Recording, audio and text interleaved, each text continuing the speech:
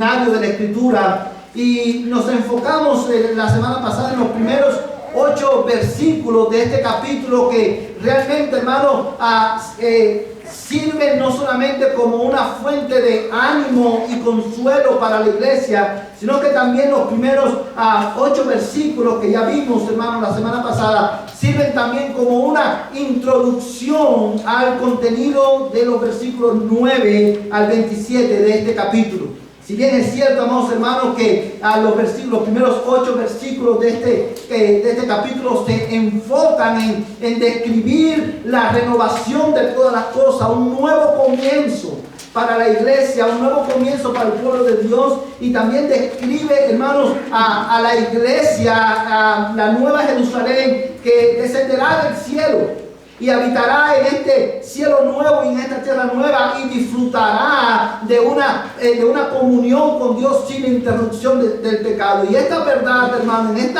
en esa verdad, la audiencia de Juan debía encontrar consuelo, pero en esa verdad también nosotros como iglesia debemos encontrar consuelo durante nuestro peregrinaje.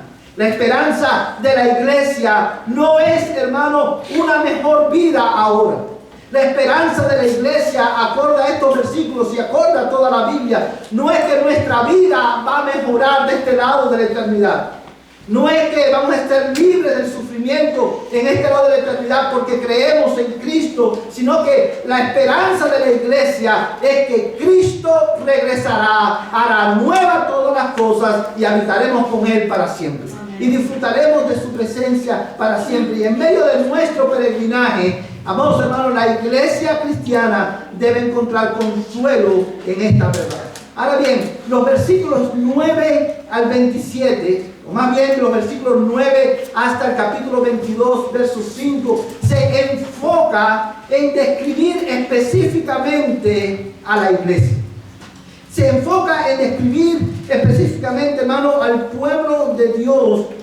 Y quiero que notes, hermano, específicamente el versículo 9. Dice: y vi uno de los 7 ángeles que tenían las 7 copas llenas de las últimas 7 plagas, y habló conmigo diciendo: ven, te mostraré la novia, la esposa del Cordero. El versículo 9, hermanos, comienza describiendo no solamente cuál es el tema de los versículos que le siguen. ¿Cuál es el tema? La iglesia. Él va a proceder a describir la iglesia, pero quiero que también notes, amados hermanos, que cómo Juan describe la iglesia. Dice, ven que te mostraré, dice el texto, la novia, la esposa del Cordero. Y esta distinción entre la novia, la esposa del Cordero, esta clarificación que Juan hace es importante porque nos señala, apunta el hecho que él va a describir la iglesia en su estado de gloria. ¿Cómo será la iglesia después que Cristo venga y la boda del Cordero se consume? Ahora, yo quiero que tú prestes atención a cada detalle de lo que vamos a estar considerando, porque nuestro propósito en esta mañana no es simplemente explicarte el contenido de estos versículos y que usted pueda alcanzar una perspectiva más correcta o más bíblica acerca de la naturaleza de la iglesia del otro lado de la eternidad, sino que sobre todas las cosas el propósito nuestro en esta mañana al desempacar el contenido de estos versículos es que al entender el mensaje que Juan quiere comunicar, nuestras vidas cambien de este lado de la eternidad. Porque esta realidad de la iglesia en gloria no es solamente, hermanos, parte de nuestra esperanza, sino que esta realidad, hermanos, la manera en que la iglesia en gloria luce, debe impactar, debe definir la manera en que la iglesia de Cristo vive de este lado de la eternidad. Al considerar estos versículos, yo quiero animarte, hermano, a que tú y yo ajustemos nuestras vidas a la descripción que Juan hace de la iglesia en estos versículos. Hoy quiero considerar estos versos bajo el título, hermano, la ciudad de Dios, una exhibición de su gloria. La ciudad de Dios, una exhibición de su gloria. Y si usted, quizá usted se puede preguntar, pero pastor, no acaba de decir que vamos a hablar de la iglesia. Bueno, la iglesia, hermano, en el libro Apocalipsis es descrita no solamente como la novia del Cordero, no solamente como el esposo del Cordero, sino que también es descrita como una ciudad, la ciudad de Dios, donde Dios habita en medio de su pueblo. Y lo que Apocalipsis capítulo 21, verso 9 en adelante nos enseña es que la iglesia como ciudad de Dios es una exhibición de la gloria de Dios, no solamente en el cielo, sino también en la tierra. La iglesia, yo quiero que usted vaya a casa con esta verdad en su mente. Si una cosa aprendemos, hermano, es que la iglesia, o por medio de la iglesia, Dios exhibe su gloria delante de los ángeles, pero también por medio de la iglesia, Dios exhibe su gloria en la tierra. Y esta es la verdad, amados hermanos, que vamos a estar explicando en estos versículos. Yo quiero que usted mire conmigo, hermano, el versículo 9, del versículo 9 vamos a leer hasta el versículo 11. Dice la palabra de Dios: y vino uno de los 7 ángeles que tenían las 7 copas llenas de las últimas 7 plagas, y habló conmigo diciendo: ven, te mostraré la novia, la esposa del Cordero. Y me llevó en el espíritu a un monte grande y alto, y me mostró la ciudad santa, Jerusalén, que descendía del cielo de Dios, y tenía la gloria de Dios. Su fulgor era semejante al de una piedra muy preciosa, como una piedra de jaspe cristalino. Amados hermanos, acerca de la ciudad de Dios, acerca de la iglesia como ciudad de Dios, lo primero que quiero considerar con ustedes en esta mañana es el origen de la ciudad de Dios. ¿Cuál es el origen de esta ciudad? Y es interesante que en estos versículos donde se enfocan, hermano, en describir la iglesia, una de las primeras cosas que Juan muestra o que Juan escribe por el Espíritu Santo es precisamente el origen. ¿Cuál es el origen de la iglesia? Y yo quiero que tú enfoques tu atención, hermano, en el verso 10. Dice: y me llevó en el Espíritu a un monte grande y alto, y me mostró la ciudad santa, Jerusalén, que descendía del cielo de Dios. Yo quiero que consideremos este versículo con un poquito más de detenimiento. Quiero que notes cómo comienza el verso 10. Dice: me llevó en el Espíritu. Y esa expresión es importante porque nos enseña, amados hermanos, que el contenido, hermanos, de estos versículos o de esta visión o de este relato que Juan nos muestra aquí, es, hermano, no es literal. O sea, a la hora de nosotros interpretar estos versículos, y vamos a estar considerando cada detalle, las piedras, los muros, el contenido de esta visión, hermano, Juan nos está diciendo cómo debemos interpretarlo. Y es que, hermano, esta es una visión y debemos de interpretarla, hermano, a la luz de la palabra de Dios, no literalmente, sino, amados hermanos, a la luz de la revelación bíblica. Y dice el texto, hermano: me llevó a un monte grande y alto, y me mostró la ciudad santa, Jerusalén. Y el texto termina diciendo que descendía del cielo de Dios. Y este versículo, hermano, o esta expresión señala para la iglesia, es un recordatorio para todos los creyentes que la iglesia tiene su origen en Dios. La iglesia tiene su origen en Dios. Y con esta descripción, amados hermanos, Juan también está resaltando el carácter sobrenatural de la iglesia de Cristo, no solamente en el cielo, sino también en la tierra. La iglesia, aunque está formada por hombres, no es una institución humana, como si hubiera sido el resultado de la sabiduría o el ingenio del hombre. La iglesia de Jesucristo es, hermanos, es el resultado de la obra sobrenatural del Dios del cielo entre los hombres. Y esto, hermano, es importante para nosotros por varias razones. La primera es porque constituye un recordatorio de que la iglesia no creó el evangelio. La iglesia no es la autora del evangelio. La iglesia no es la autora de su mensaje. Es todo lo contrario. El evangelio es quien crea la iglesia. Dios crea la iglesia en la tierra por medio del evangelio.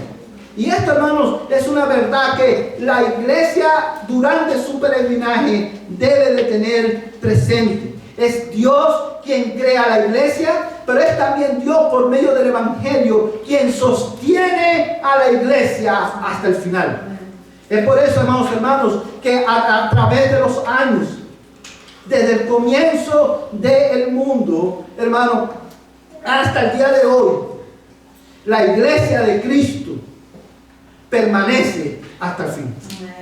Y usted se preguntará, bueno, el pastor, ¿cómo va a decir que la iglesia de Cristo desde el comienzo del mundo hasta hoy permanece hasta el fin? Si en el comienzo del mundo no había iglesia. La iglesia, recuerden, hermano, es el pueblo de Dios. En el comienzo del mundo, Adán y Eva era el pueblo de Dios, que habitaba en el lugar de Dios. Y Satanás quiso destruir, interrumpir el propósito de Dios por medio de su pueblo, pero no pudo conseguirlo. A través de los años, muchas naciones, gobernantes, hermanos, han tratado de destruir la iglesia. El dragón, como dice Apocalipsis capítulo 12, ha tratado de destruir la iglesia. La ha perseguido, pero no ha podido destruirla porque la iglesia no fue creada por los hombres. La iglesia es creada y sostenida por el Dios Todopoderoso. Vamos, hermanos, y esta es una verdad a la cual todos nosotros debemos decir amén. Pero es una verdad que tiene implicaciones tanto para creyentes como para incrédulos. Yo quiero que tú pienses por un momento las implicaciones que esta verdad tiene. Porque el mismo Jesucristo le dijo a sus discípulos, conversando con sus discípulos, y yo sé que si usted ha leído los evangelios, usted ha leído este pasaje varias veces en el evangelio de Mateo.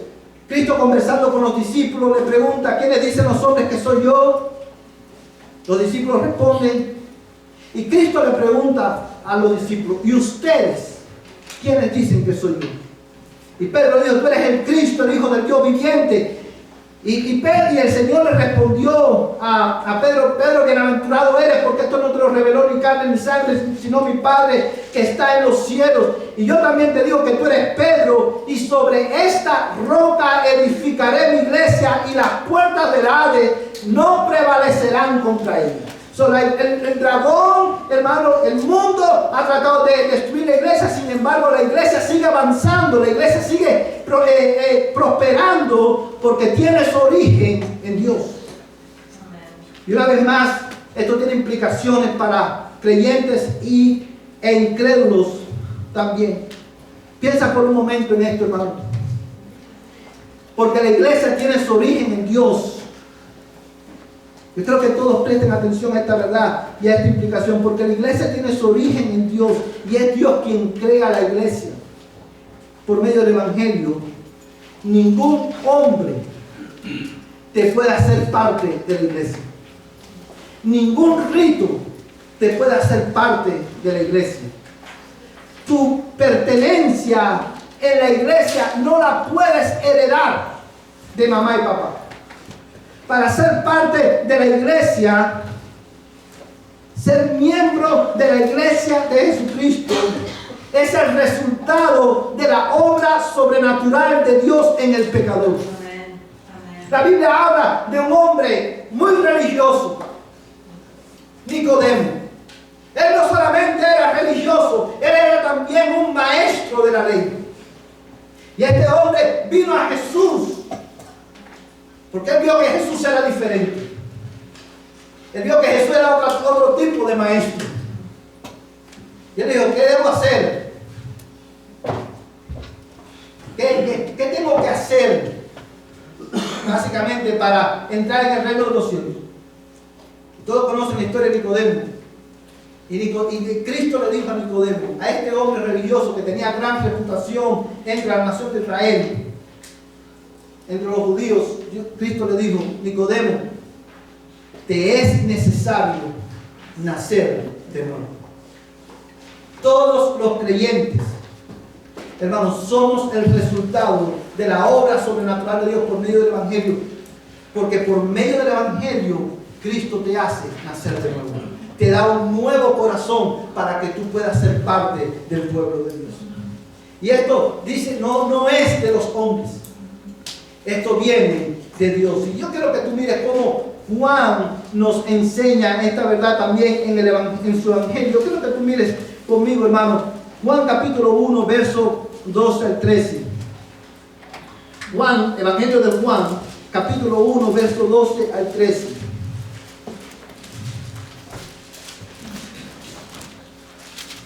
Amén.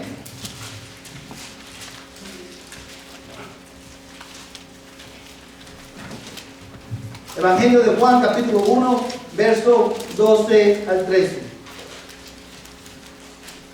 Vamos a leer, hermanos, desde el 11 para que tenga un poquito de contexto en estos versos. Amén. Mira lo que dice Juan, hermano. Verso 11, Juan capítulo 1, verso 11 al 13 dice: a los suyos vino y los suyos no les recibieron. Pero a todos los que les recibieron, les dio el derecho de llegar a ser hijos de Dios. Es decir, a los que creen en su nombre. Que no nacieron de sangre, ni de la voluntad de la carne, ni de la voluntad del hombre, sino de Dios. Yo creo que tú pienses en este versículo.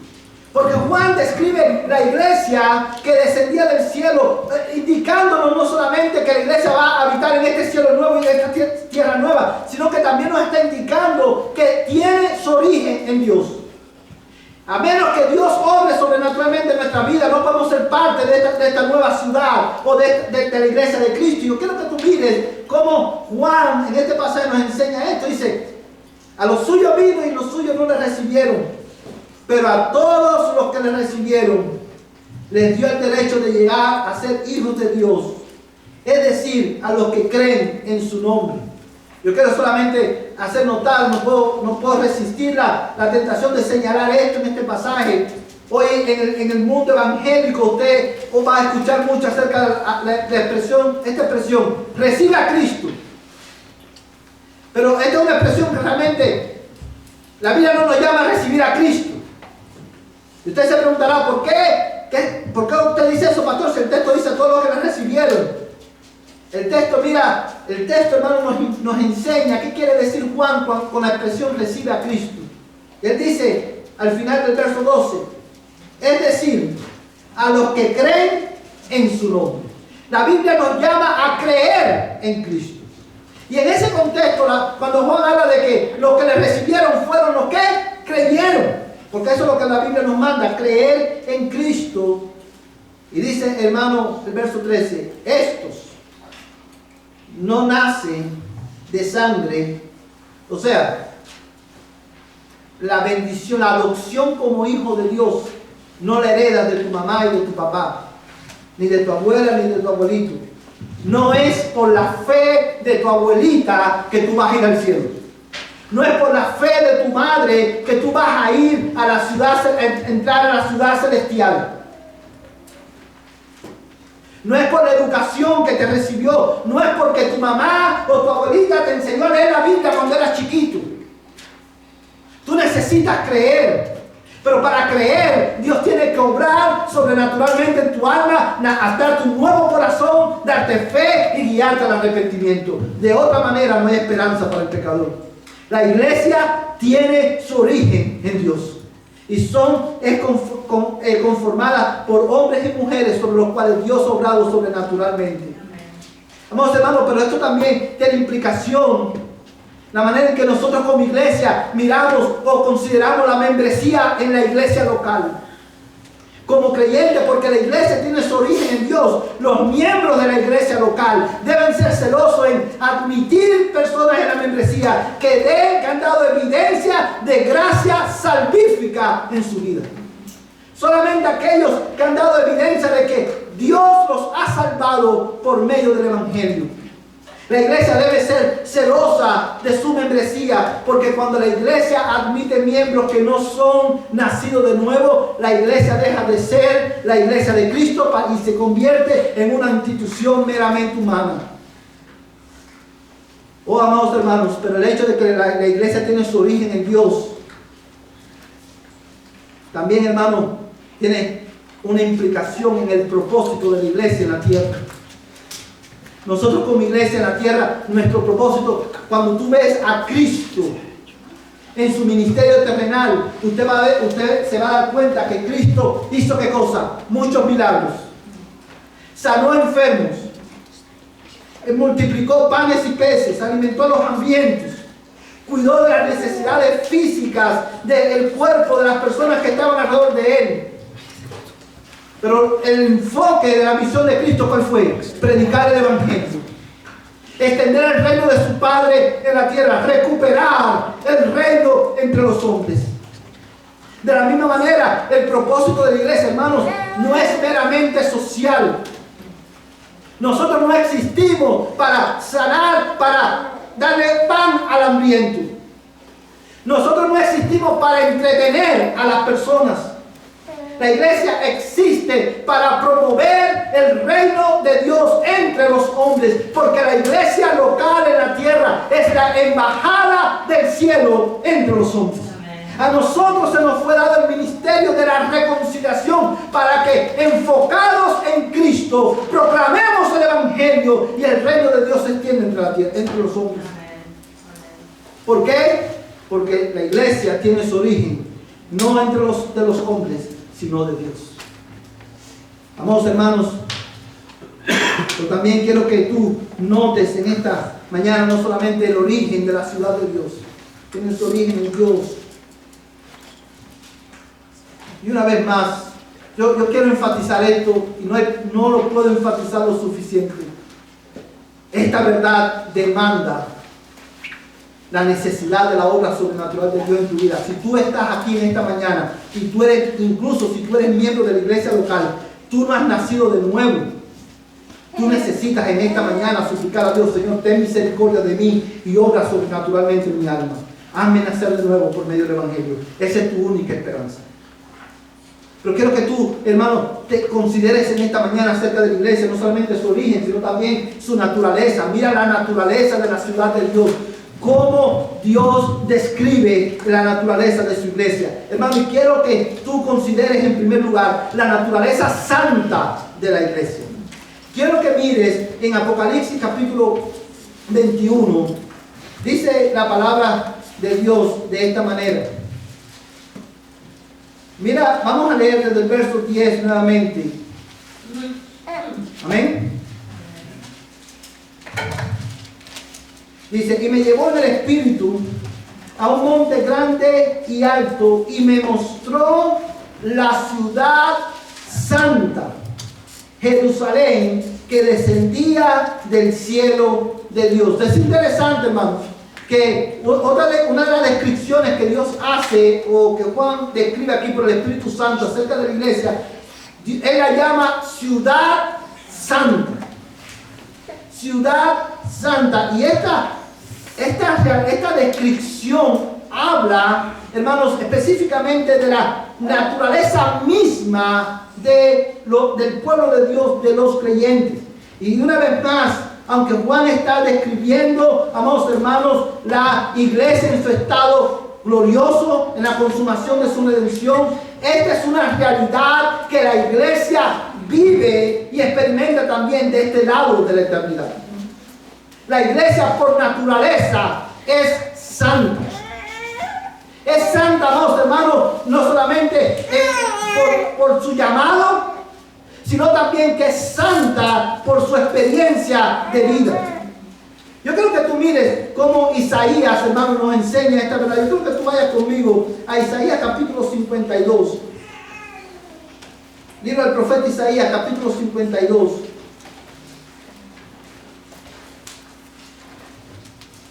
Y vamos a leer versos 1 y 2. Isaías 52.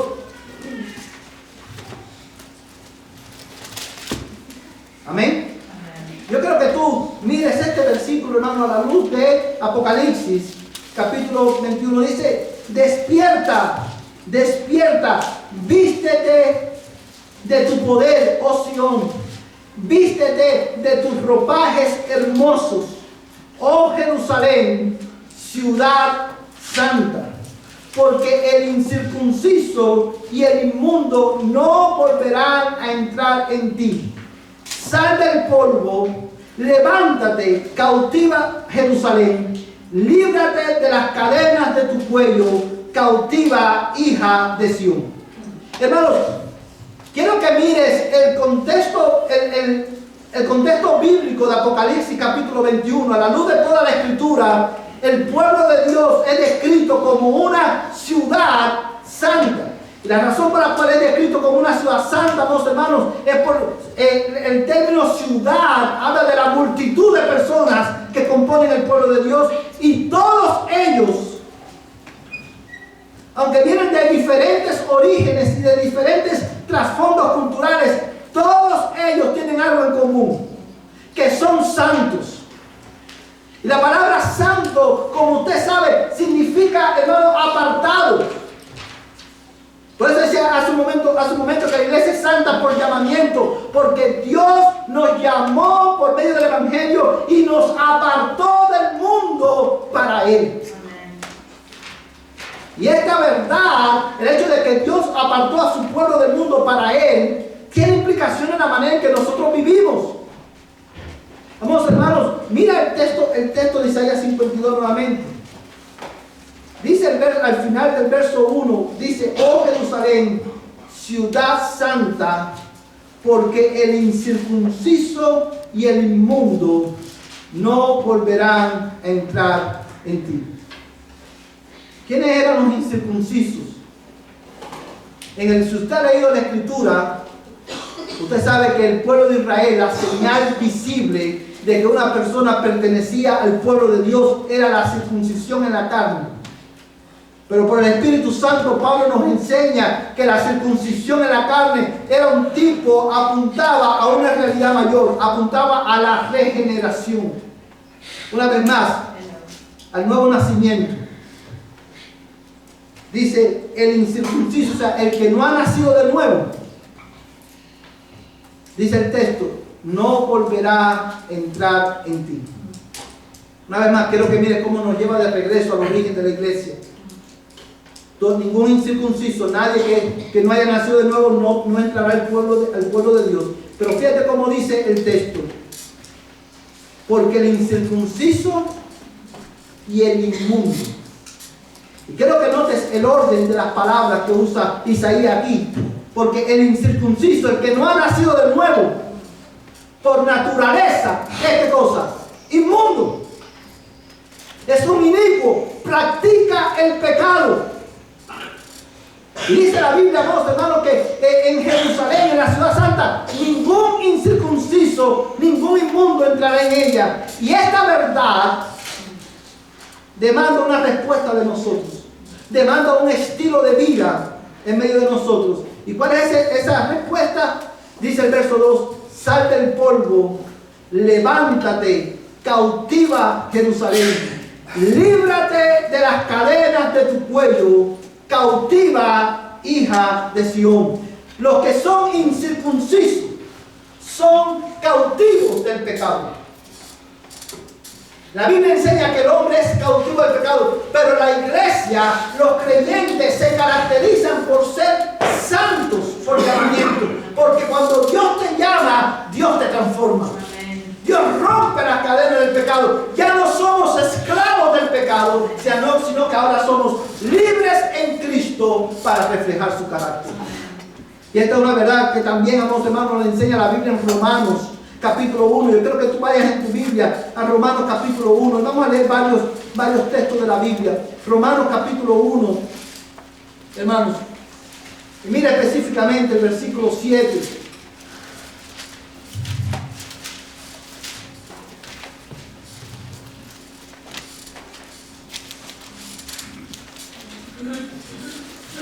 Amén.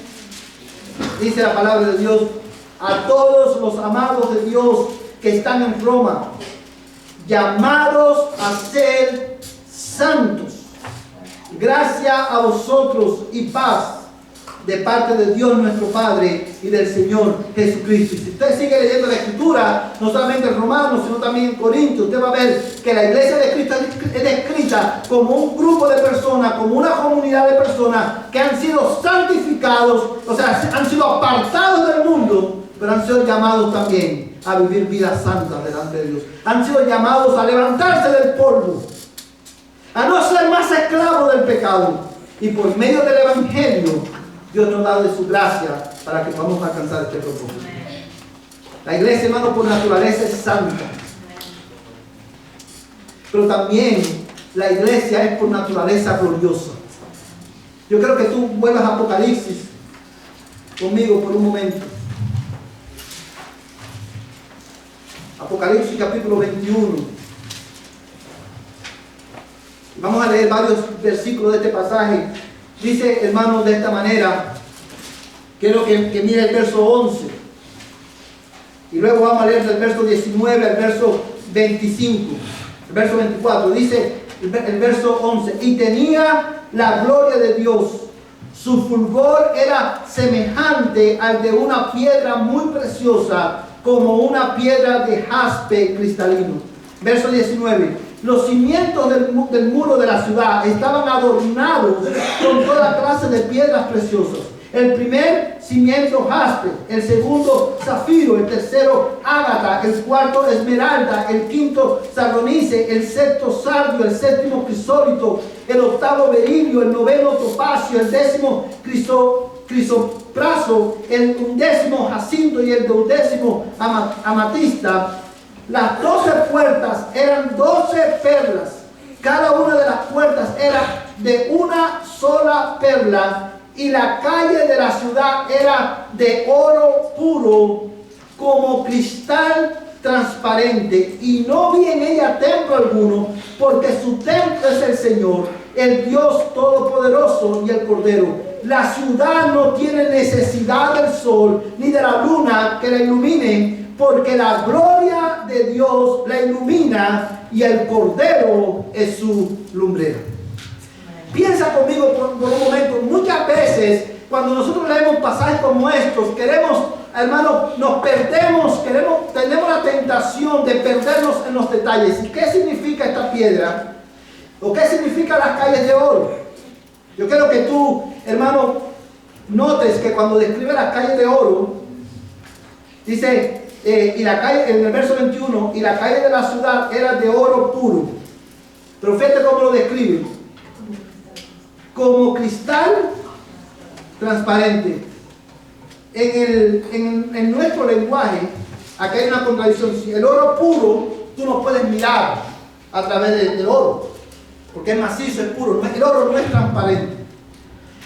Todas estas piedras preciosas, vamos, hermanos, que están mencionadas aquí, que describen la ciudad de Dios, tienen como propósito transmitir la idea, el mensaje de que la iglesia en gloria refleja claramente la gloria de Dios. Y refleja la gloria de Dios porque la iglesia, hermano, en gloria vive en la presencia de Dios. Vive en la gloria de Dios. La iglesia en gloria, hermano, por eso refleja con tanta claridad y la describe, hermano, con estas perlas preciosas para transmitir este mensaje. La iglesia es preciosa porque describe o refleja la gloria de un Dios excelente. Amén. Ahora, cuando yo leo estos versículos, yo puedo decir: bendito Dios, qué bueno, reflejaremos tu gloria cuando tú vengas por nosotros y hagas nuevas todas las cosas. A lo cual nosotros decimos amén. Veremos su gloria tal y como Él es, y como resultado reflejaremos la gloria de Dios. Pero esta verdad tiene un impacto en la manera en que tú vives de este lado de la eternidad. Porque tú y yo, como iglesia, de este lado de la eternidad, estamos llamados a hacer, hacer la exhibición en el mundo de la gloria de Dios. Cuando el incrédulo te ve, cuando tu marido incrédulo te ve, cuando tus hijos incrédulos te ven, cuando tu compañero incrédulo te ve, él debe poder ver en tu vida el reflejo de la gloria del Dios que te salvó. Amén. Oh, mi amada iglesia, ser cristiano no es solamente venir a la iglesia, al templo. Ser cristiano no es solamente, hermano, venir y sentarte, escuchar un mensaje e irte a casa. El cristianismo es una vida que refleja la gloria de un Dios excelente. Amén. Amén, hermanos. Amén. Ahora, mi pregunta para ti en esta mañana es: ¿cómo tú estás reflejando la gloria de Dios? Recordemos que la Biblia nos manda, o Cristo más bien describe en Mateo capítulo 5 a la iglesia de esta manera: ustedes son la luz del mundo. Ustedes son la luz del mundo. Hermano, apágame mi micrófono aquí, por favor. Ustedes son la luz del mundo. Y yo quiero que tú notes, hermano, que esta realidad gloriosa de la iglesia, una vez más, tiene un impacto en la manera en que tú vives aquí. Tú y yo estamos llamados a comunicar la gloria de Dios en este mundo. Un cristiano verdadero es un cristiano que crece en su capacidad de reflejar la gloria del carácter de Dios entre los hombres.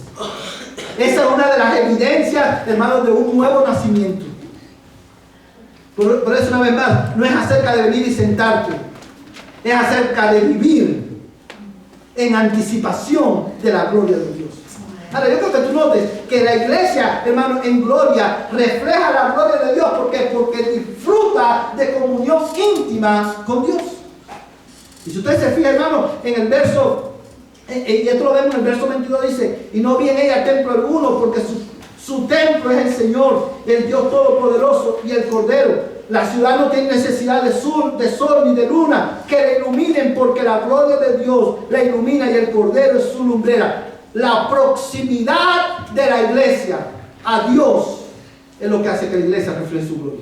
Amén. De la misma manera, tu proximidad a Dios en este lado de la eternidad es lo que hace que tú puedas reflejar su gloria en el mundo. Amén. En la medida que tú te acercas más a Él, tú vas a poder reflejar más su carácter. Oh, hermano, la iglesia es hermosa porque refleja entre los hombres la gloria de Dios. Pero esto tiene implicaciones aún más profundas y aún más seculares. Porque la iglesia gloriosa refleja el carácter de Dios. Todo lo que nosotros hacemos, la manera en que nosotros vivimos, debe reflejar el carácter de Dios. Debe reflejar la hermosura de Dios. Por ejemplo, la manera en que nos vestimos debe reflejar la gloria y la hermosura de Dios. Yo comentaba con alguien estos días y decía que estamos viviendo tiempos en que las personas han perdido el concepto de lo que es hermoso. Ese concepto de hermosura se ha perdido en el mundo. Y nosotros como iglesia estamos llamados a reflejar la hermosura de Dios. No solamente la manera en que nos vestimos, sino también la manera en que vivimos. Por ejemplo, tu casa. Tu casa debe ser hermosa. Tu casa debe reflejar la gloria de Dios. ¿En qué sentido? No en que tú tengas una casa que cuesta $1.000.000, sino que tu casa, hermano, si tú eres cristiano, tu casa tiene que estar ordenada. Ordena tu casa, recógela, límpiala, para que tu casa refleje también la gloria de Dios. Aquellos que trabajamos con el público, hermanos, sabemos, hay una expresión o una justificación muy común para el reguero de una casa. Generalmente está la justificación. Disculpe el reguero, es que los niños son terribles. Aunque tú tengas niños, no, tu casa debe estar preparada, debe estar recogida, organizada. Porque como creyentes, aún en esos detalles, tú debes reflejar la hermosura de Dios, el carácter de Dios. Y para esto, solamente, hermano, el Evangelio es suficiente. No solamente, hermano, no solamente nos muestra este pasaje la naturaleza santa de la iglesia, lo cual te lleva a preguntarte cómo estás viviendo, sino también que nos lleva a considerar la naturaleza gloriosa de la iglesia, pero también yo quiero que tú consideres, hermano, la naturaleza inclusiva de la iglesia. Mira el versículo 12 al versículo 13, Apocalipsis capítulo 21, versos 12 al 13. Dice la palabra de Dios de esta manera. Dice el texto: tenía un muro grande y alto con 12 puertas, y en las puertas 12 ángeles, y en ellas había nombres escritos que son los de las 12 tribus de los hijos de Israel. Habían 3 puertas al este, 3 puertas al norte, 3 puertas al sur y 3 puertas al oeste. Vamos a leer el 14 también. Dice: el muro de la ciudad tenía 12 cimientos, y en ellos estaban los 12 nombres de los 12 apóstoles del Cordero. Hermano, quiero que mira conmigo por un momento lo que Juan está comunicando aquí. Cuando en el verso 12 dice: tenía un muro grande y alto con 12 puertas, y en las puertas 12 ángeles. Dice el texto que en las puertas estaba escrito el nombre de las 12 tribus de los hijos de Israel. Y en el verso 14 nos dice, amados hermanos, que el muro de la ciudad tenía 12 cimientos, y en ellos estaban los 12 nombres de los 12 apóstoles del Cordero. En esa descripción, hermano, toda esta descripción lo que tiene como propósito es enseñarnos la universalidad de la iglesia de Cristo, el carácter inclusivo de la iglesia de Cristo. Hermanos, la iglesia está compuesta tanto por judíos como por gentiles. Amados hermanos, y esto lo vemos en el hecho de que las puertas de la ciudad tenían los nombres de los 12 tribus de Israel, la totalidad del pueblo de Dios en el Antiguo Testamento, pero también tenía 12 cimientos que tenían los nombres de los 12 apóstoles, los cuales representan la totalidad de la iglesia nuevo testamentaria. Los 12 apóstoles, las 12 tribus de Israel están representadas en el comienzo del libro Apocalipsis en los 24 ancianos. La iglesia de Dios es universal, es inclusiva, porque incluye a gente de toda lengua, tribu y nación que ha creído en Jesucristo. Y quiero usar el término inclusivo desde el punto de vista bíblico, porque el término inclusivo hoy se usa muchas veces, hermano, de manera incorrecta para describir a la iglesia. Yo creo que tú notes que todos aquellos, independientemente de su trasfondo político, religioso, racial, todos los que han creído son parte de la iglesia. Y esto lo vemos en el hecho también, se enfatiza en que en el verso 13 dice: había 3 puertas al este, 3 puertas al norte, 3 puertas al sur y 3 puertas al oeste. Hermanos, cada lado de la ciudad tenía una puerta, indicando de esta manera que toda persona puede entrar a la ciudad por medio de Jesucristo, que es la puerta de la vida eterna. Amén. De esta misma manera, la iglesia de este lado de la eternidad tiene que ser inclusiva. ¿Y qué significa eso para nosotros? Sí, hermano, la iglesia, las puertas de la iglesia tienen que estar abiertas para los hispanos y para los anglos, para los blancos y para los negros, para los ricos y para los pobres. La iglesia de Cristo tiene que tener sus puertas abiertas para los hermanos heterosexuales y también para los homosexuales. Y tanto los heterosexuales como los homosexuales, como los ricos, como los pobres, como los blancos, como los negros, como los hispanos y como los anglos, necesitan ser confrontados con la verdad de que necesitan nacer de nuevo para entrar en esta ciudad. Necesitan arrepentirse de su pecado y volverse al Dios de la gloria. Amén. La iglesia debe predicar el evangelio a toda persona, porque la iglesia es inclusiva. Entonces yo creo que la iglesia no debe identificarse con un grupo racial en específico, como lo hemos dicho muchas veces. Si somos bautistas, somos bautistas. No debemos ser iglesia bautista americana o iglesia bautista mexicana o iglesia bautista cubana. No, hermanos. Y tampoco debemos ser iglesia bautista judía, porque la iglesia es inclusiva. Cristo ha abierto una puerta para que todo aquel que cree pueda ser salvo. Pero también yo quiero que tú consideres la naturaleza, hermano, exclusiva de la iglesia. Y mira, hermano, el versículo 8 y el versículo 27. Dice el versículo 8 de esta manera. Vamos a ir un poquito atrás al versículo 8. Dice, pero los cobardes, incrédulos, abominables, asesinos, inmorales, hechiceros, idólatras y todos los mentirosos tendrán su herencia en el lago que arde con fuego y azufre, que es la muerte segunda. Y el verso 27 dice, y jamás entrará en ella nada inmundo, ni el que practica abominación y mentira, sino solo aquellos cuyos nombres están escritos en el libro de la vida del Cordero.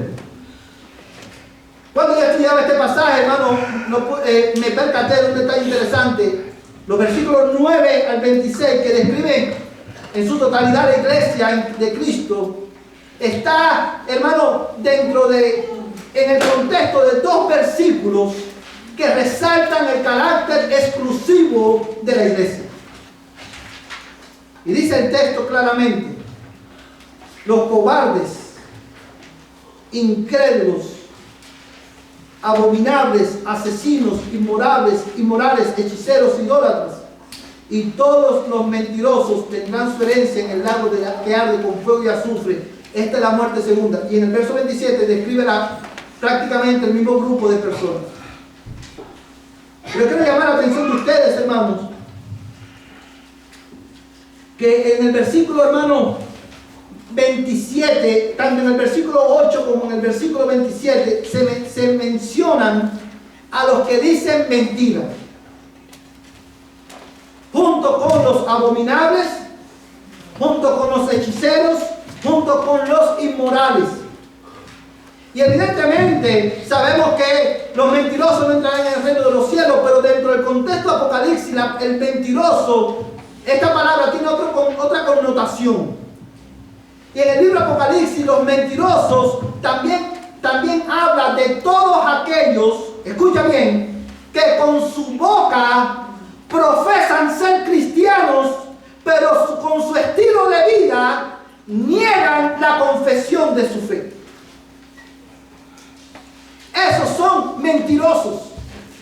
¿Te recuerdas que en uno de los mensajes de la iglesia, de Cristo a la iglesia Apocalipsis, habla de una iglesia y dice, tú has probado los que se dicen ser judíos y no lo son, sino que son sinagogas de Satanás? Todos aquellos que están dentro de la iglesia, que incluso son miembros de una iglesia local, que confiesan ser cristianos, pero sus vidas niegan en la confesión de fe, están excluidos de la ciudad de Dios. Aquellos que practican toda clase de inmoralidad sexual están excluidos de la ciudad de Dios.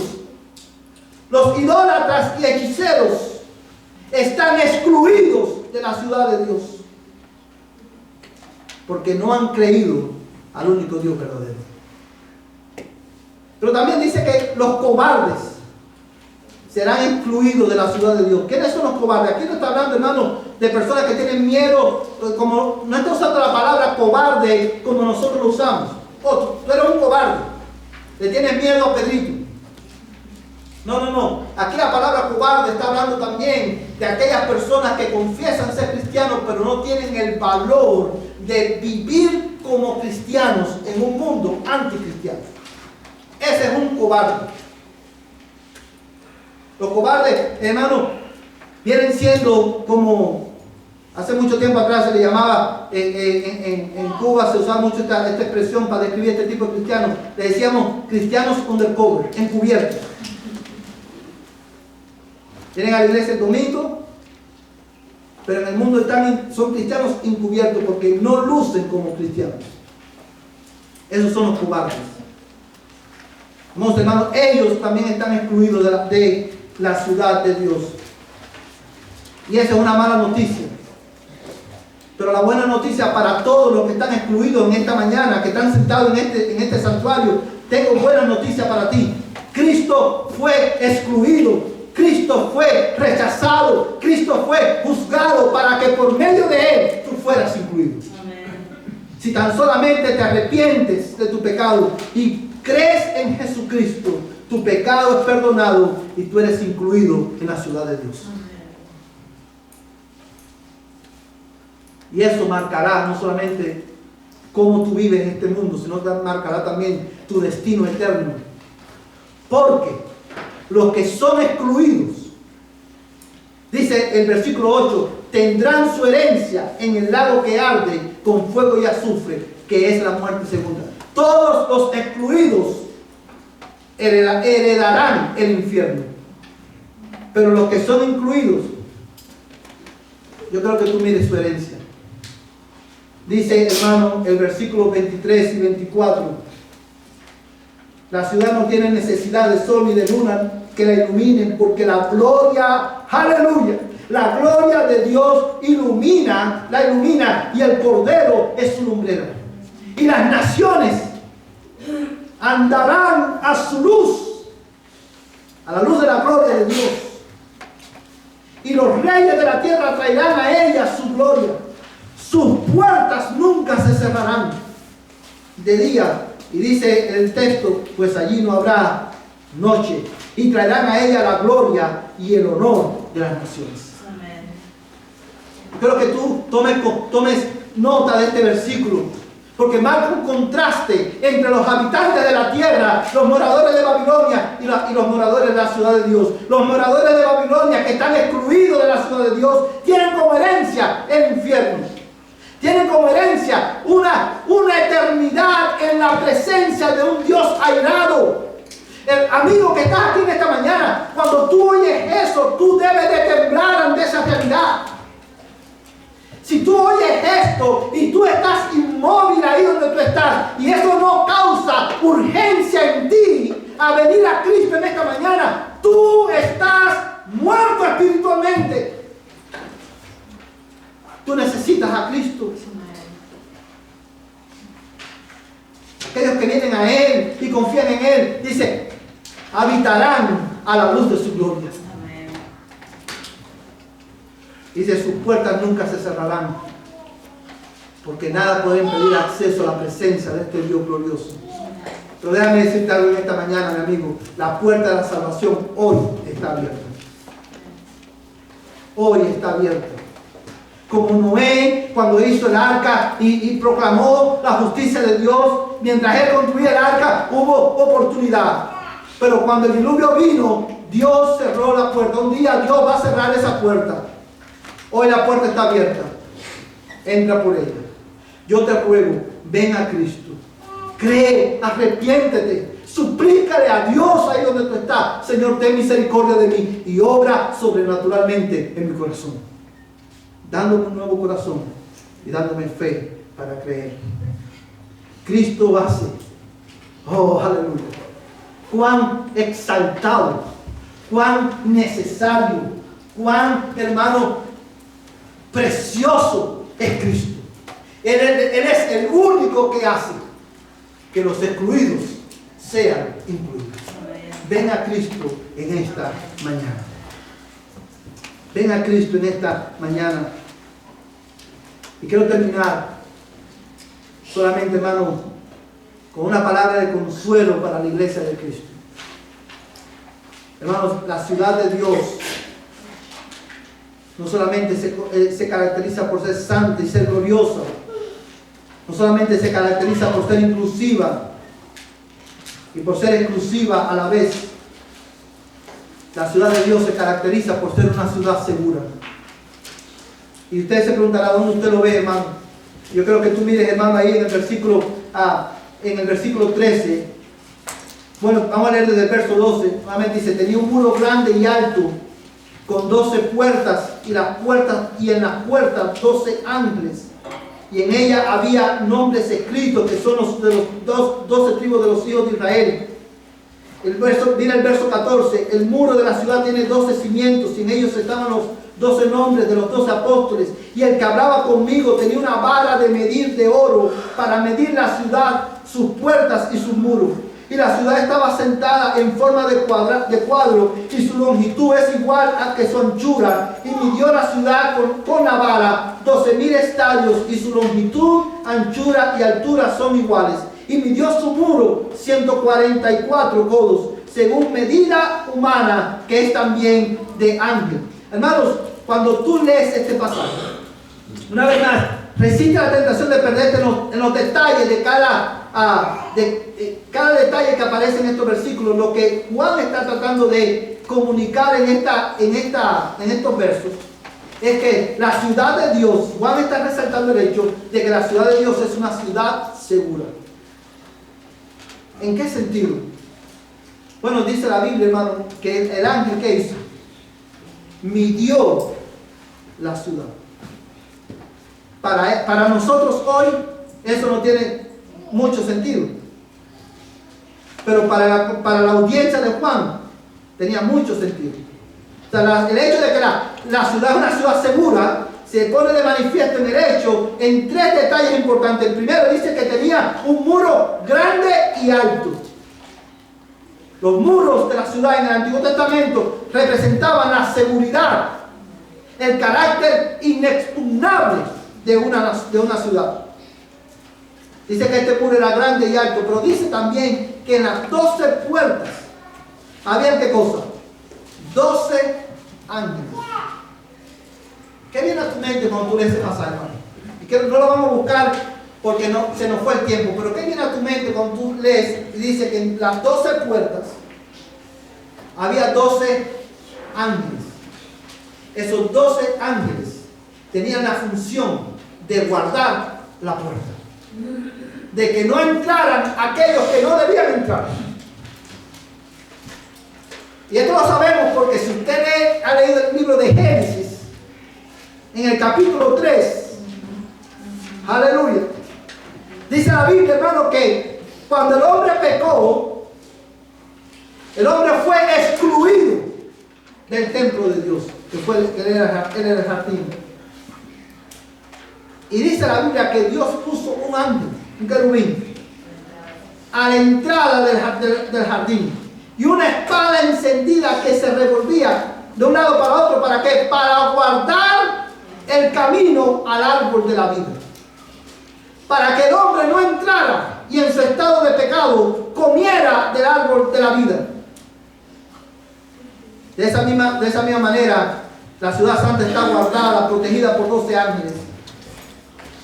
Cada puerta tenía un ángel, hermano. Y una vez más, recuerda el carácter simbólico de este relato. No está diciendo que van a haber 12 ángeles específicos guardando la ciudad. Está transmitiendo la idea de ¿qué? De seguridad. De que no entrará el impío ni el inmundo, pero tampoco Satanás podrá entrar. Pero también este carácter seguro de la ciudad se pone de manifiesto en el hecho de que el ángel midió la ciudad, sus puertas y sus muros. Lo cual nos lleva de regreso a Apocalipsis capítulo 11. Yo no quiero que tú lo busques por cuestión de tiempo, solamente yo te lo voy a leer. Pero dice Apocalipsis capítulo 11 de esta manera, hermanos. Me fue dada una caña de medir semejante a una vara, y alguien dijo: levántate y mide el templo de Dios y el altar y los que en él adoran, pero excluye el patio que está fuera del templo. No lo midas, porque ha sido entregado a las naciones, y estas hollarán la ciudad santa por 42 meses. Vamos, hermano, esta idea de medir indica protección. Dios está delineando los límites de su pueblo. Nosotros, en el cielo nuevo y la tierra nueva, viviremos seguros a la luz de la gloria de Dios. Pero no quiero que pierdas de vista que tú y yo, como creyentes, de este lado de la eternidad, disfrutamos de esa seguridad también. Porque en las manos de Dios, tú y yo estamos seguros. Dice la palabra de Dios. A mí me encanta este salmo. Alzaré mis ojos a los montes. ¿De dónde vendrá mi socorro? Mi socorro viene del Señor, que hizo los cielos y la tierra. No dará a tu pie al resbaladero, ni se dormirá el que te guarda. He aquí no se adormecerá, ni dormirá el que guarda a Israel. El sol no te fatigará de día, ni la luna de noche. Y dice, el Salmo termina diciendo, el Señor te guardará de todo mal. Él guardará tu alma. En Él estamos seguros. A Él sea la gloria. A Él sea la alabanza. Mientras esperamos el advenimiento de la consumación de nuestra redención, pidámosle a Dios que Él nos dé de su gracia para permanecer firmes en Él. Vamos a ponernos en pie y vamos a responder a este mensaje, adorando a Dios. Hermano, a través de este canto, mi vida es Cristo.